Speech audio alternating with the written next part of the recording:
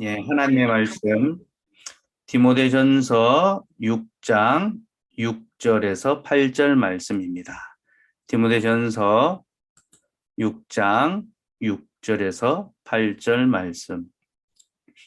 예, 우리 같이 한번 읽겠습니다. 시작. 그러나 자족하는 마음이 있으면 경건은 큰 이익이 되느니라. 우리가 세상에 아무것도 가지고 온 것이 없음에 또한 아무것도 가지고 가지 못하리니 우리가 먹을 것과 입을 것이 있은즉 족한 줄로 알 것이니라. 아멘. 예, 오늘 명절 끝날인데 여러분 명절 잘 보내셨는지 또 명절이 끝나는 기분이 어떠신지 또 궁금한데요. 오늘 기도회 끝나고 함께 또 나누고 인사하고 교제하면서 서로의 근황을 좀 나눴으면 좋겠습니다. 오늘은 제가 설교를 길게 할 생각이 조금도 없습니다. 최대한 짧게 간단하게 말씀을 나누고 또 기도 제목도 딱 하나만 딱 이제 정했습니다. 그래서 짧게 같이 마음을 모아서 기도하고 랜선 다가회 하도록 하겠습니다. 준비는 다 하셨죠? 예. 다가회 하면서 또 같이 명절에 이 교제를 나누면 좋겠습니다. 여러분 지금 이제 자가격리하는 분들이 좀 있는데요. 아직까지 조금 있는데 자가격리하면서 가장 이제 어려운 문제, 좀 숙제가 뭔지 아십니까? 좀 어려움이 되는 문제. 먹는 거의 문제가 아니라 음식물 쓰레기를 처리하는 것. 이게 가장 큰 숙제입니다.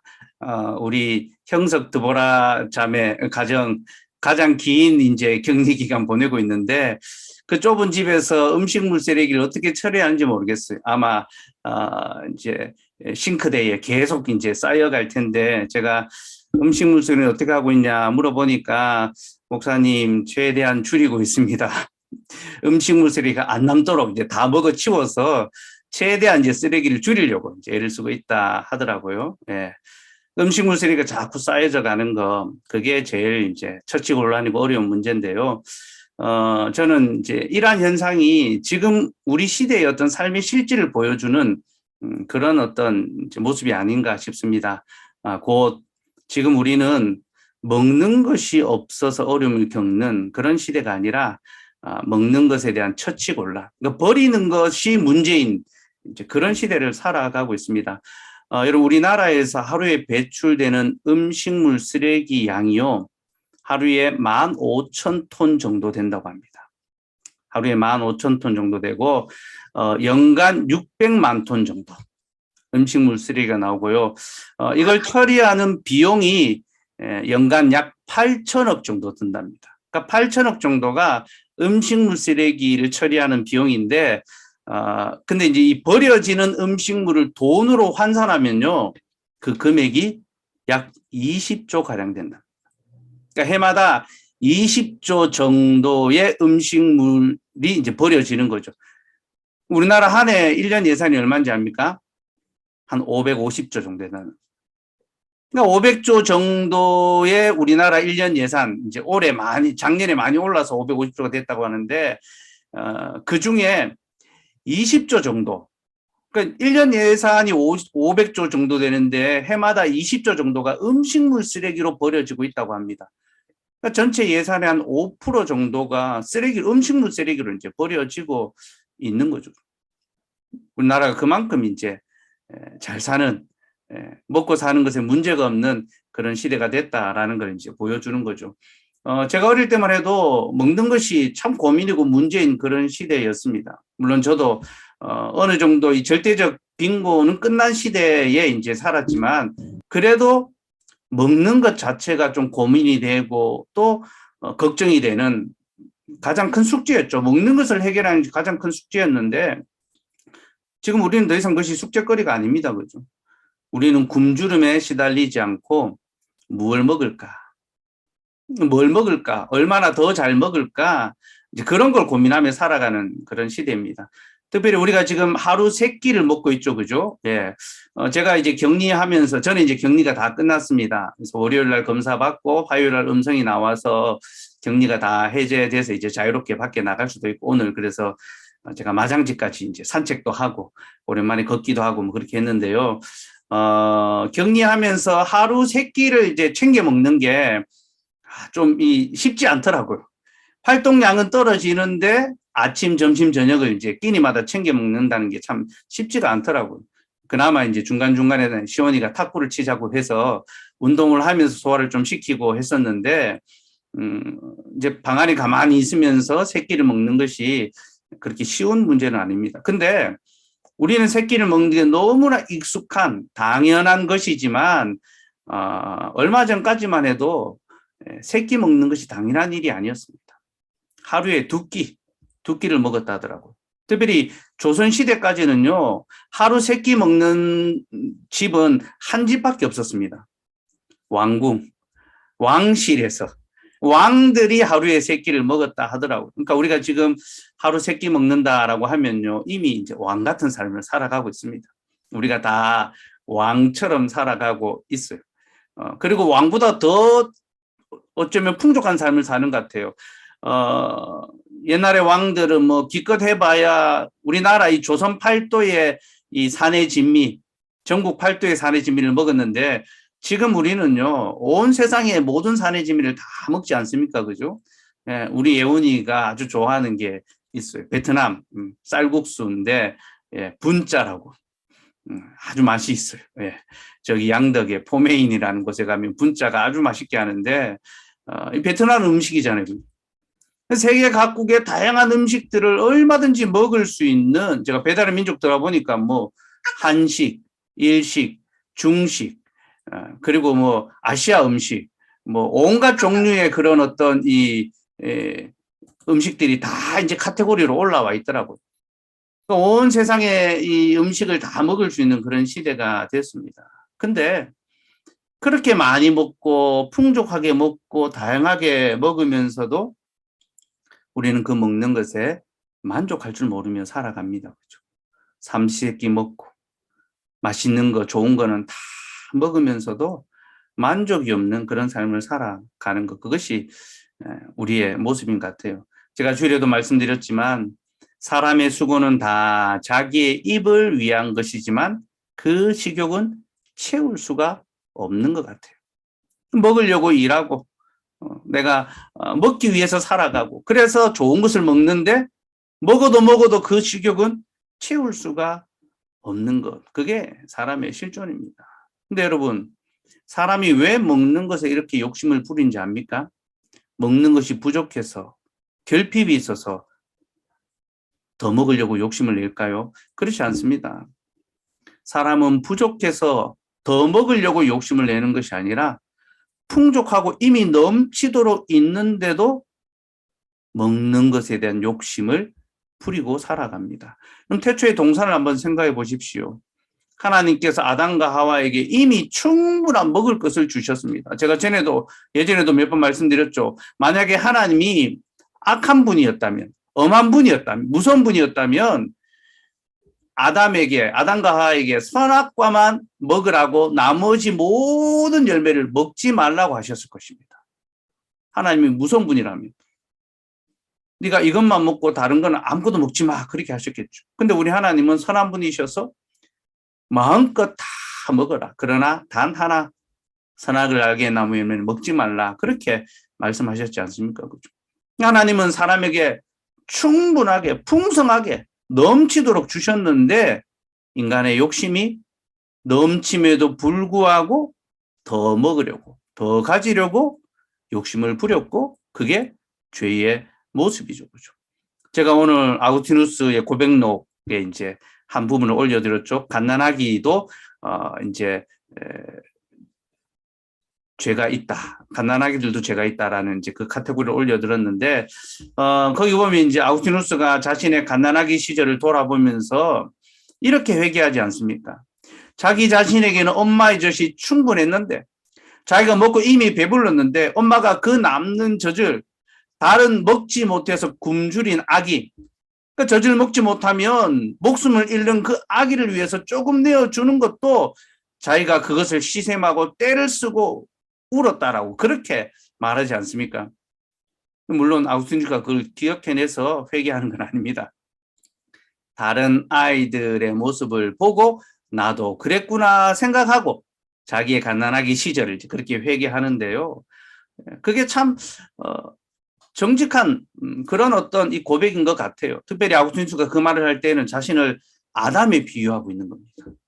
나는 이미 충분히 다 먹고 하나님 주신 것으로 만족하는데 하나님이 다른 것 하나 주시는 것, 다른 사람에게 하나 나눠주시는 것, 그거 하나도 참지 못하고 시샘하고 배합하고 내가 더 가지려고 하는 내 것인 것처럼 그렇게 욕심을 부리는 것, 그것이 자기 자신이라는 거죠. 그게 인간의 본질이라는 것. 이미 충분히 자신의 것을 가지고 있음에도 도무지 만족할 줄 모르고 나누지 못하는 것. 그것이 인생의 실질이라는 거죠.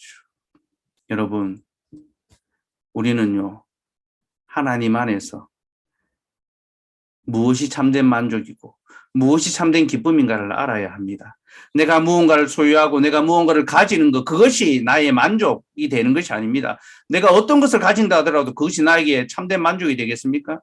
내가 소유하는 것이 나의 만족이 되는 것이 아니라 내가 하나님의 소유가 되는 것이 우리의 만족이 되어야 됩니다. 우리 자신이 하나님의 소유가 되는 것이 우리의 진정한 만족의 거리가 되어야 한다는 거죠. 그리고 우리가 하나님의 소유가 되면요, 하나님이 주신 것으로 만족하고 감사할 수 있게 됩니다. 그게 오늘 읽었던 디모데전서 6장의 내용입니다. 그럼 6장 8절 말씀을 다시 한번 볼까요? 디모데전서 6장 8절, 같이 한번 읽읍시다. 시작. 우리가 먹을 것과 입을 것이 있은즉 족한 줄로 알 것이니라. 먹을 것과 입을 것이 있으면 그것으로 족한 줄 알라. 하나님께서 우리에게 먹을 것과 입을 것을 주시면 그것으로 더 욕심 부리지 말고 족한 줄 알아야 한다라는 겁니다. 그럼 여기서 먹을 것과 입을 것은요, 생명을 보존하기 위한 최소한의 어떤 이 공급을 가리키죠.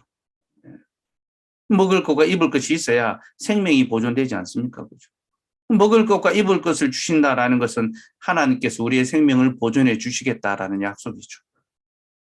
우리가 하나님의 소유니까 하나님께서 우리의 생명을 보존해 주시는 겁니다. 그리고 여러분, 먹을 것과 입을 것은요, 아버지의 돌봄을 의미합니다.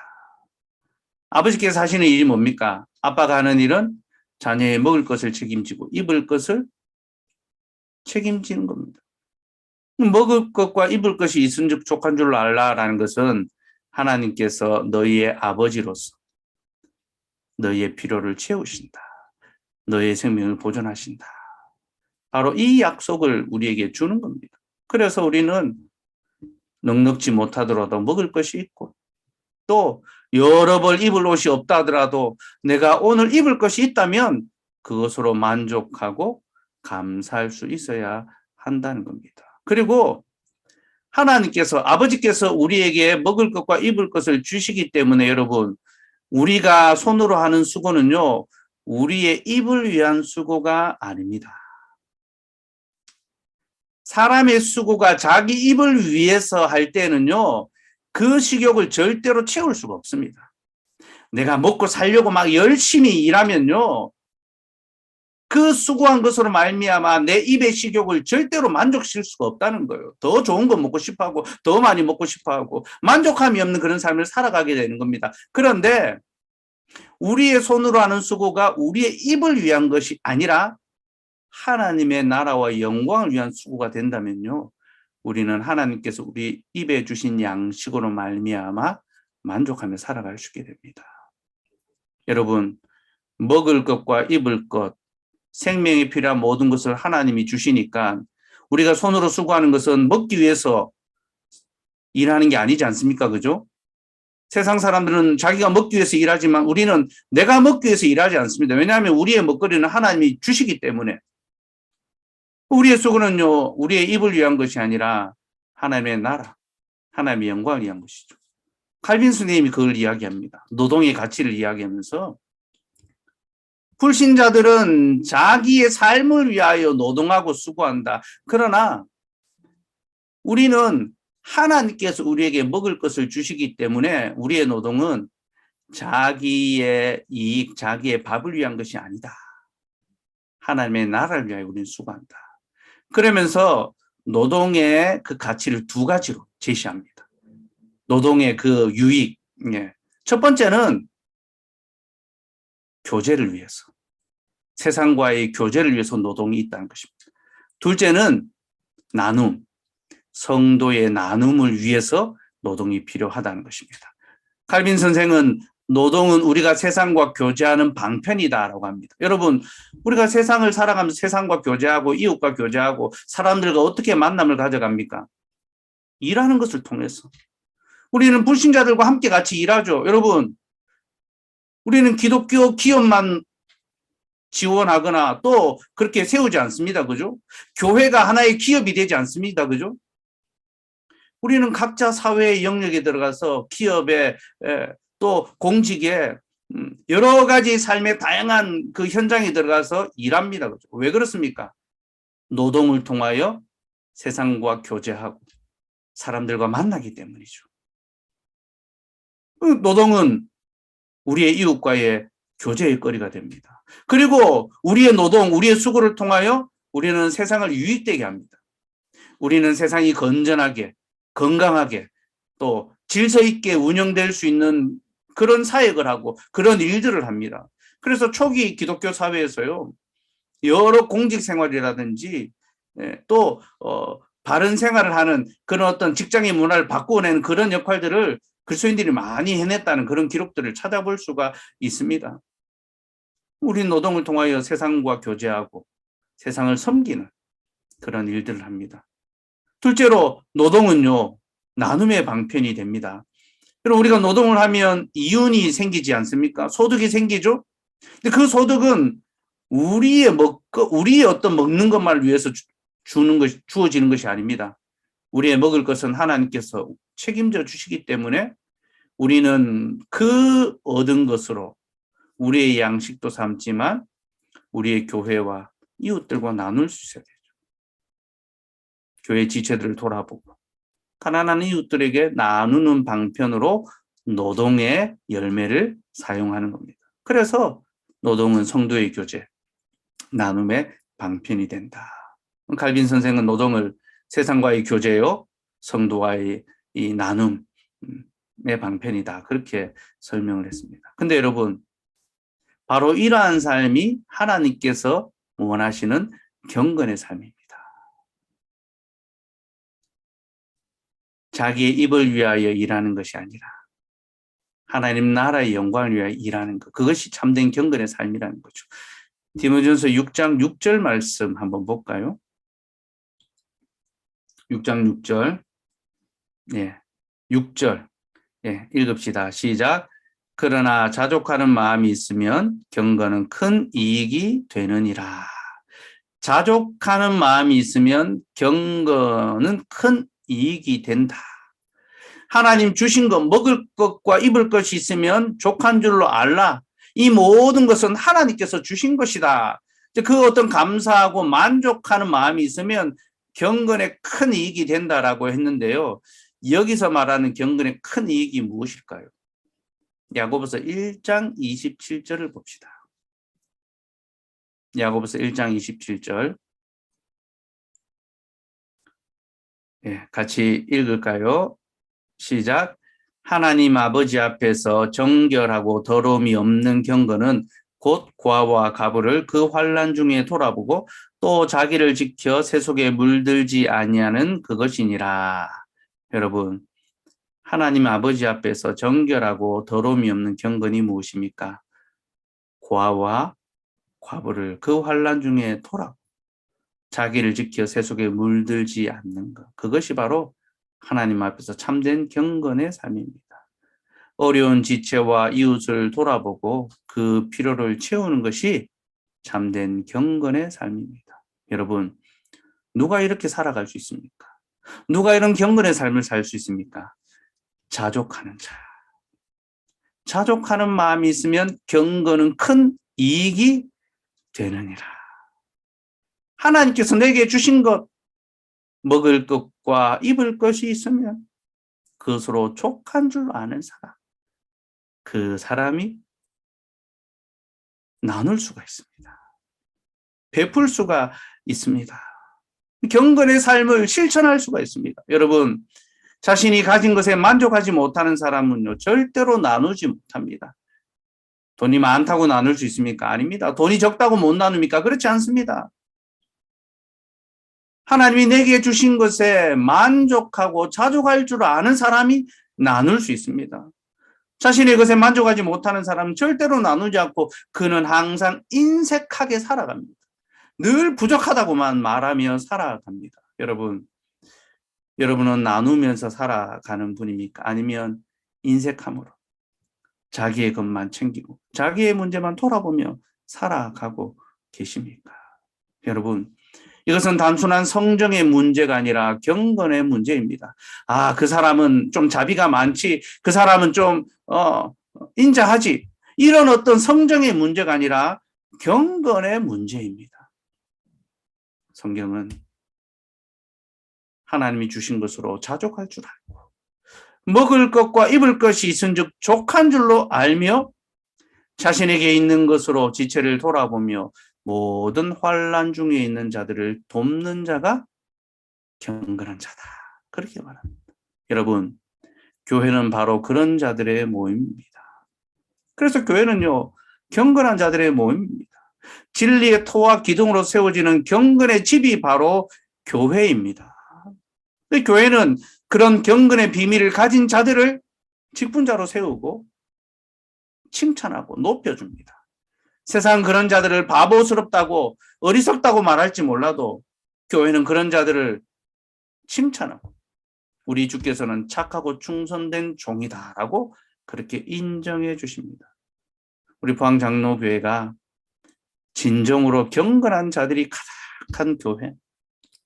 그래서 더욱 경건의 집으로 든든하게 아름답게 세워져 갔으면 좋겠고 모두가 자족함으로 경건의 큰 이익을 누릴 수 있는 그런 저와 여러분 되면 좋겠습니다. 우리 같이 찬양하시겠습니다.